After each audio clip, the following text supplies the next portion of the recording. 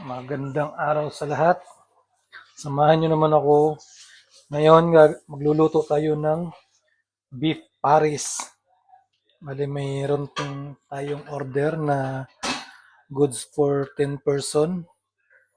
Papaluto siya ng beef paris. Mayroon ako rito biniling marbled beef. Ano to? Part ng baka na yung laman ng baka. Para siyang beef bailey. Ito, meron ako rito beef bailey. Bali, yung isa nito is 358 kroner, yung isa 395. So, samahan nyo ako, i-slice na natin siya at i-marinate bago natin lutuin. Ihiwain na natin siya. Ganda ng karne. Oh.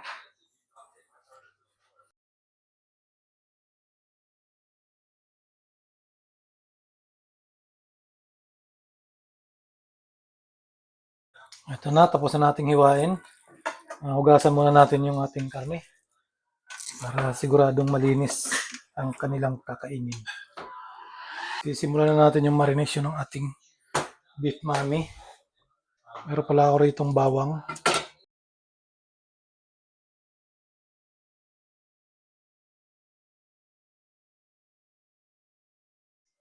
Mga seasoning. Meron ako rito oyster sauce. Lagyan natin siya ng oyster sauce. Iubusan natin itong maliit na bote.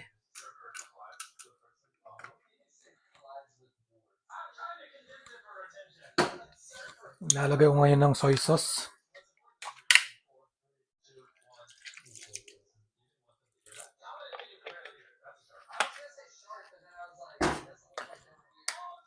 Garlic powder.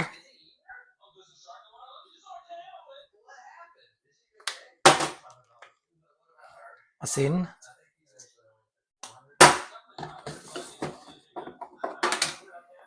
Paminta.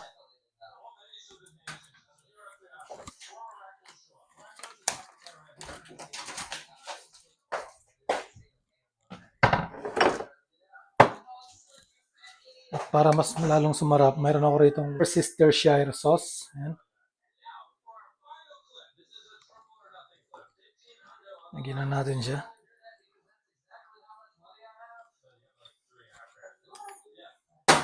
Tapos lalagyan natin siya ng brown sugar. Pag magluluto nito bukas, titimplahan ulit natin siya.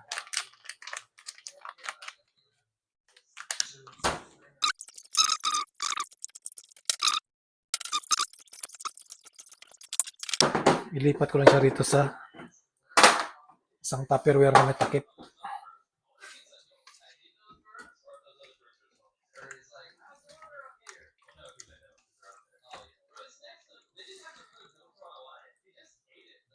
Sobra siya ng konti. Sana matakpan.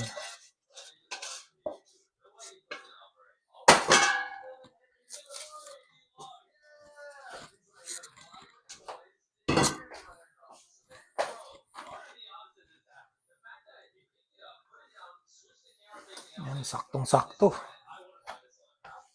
Lagyan na natin siya sa ref. At bukas natin lulutuin. 2,000 years later. Ito na pala yung ating beef mami. Nakalagay na sa may aluminum foil. Ready to pick up na. Yan na.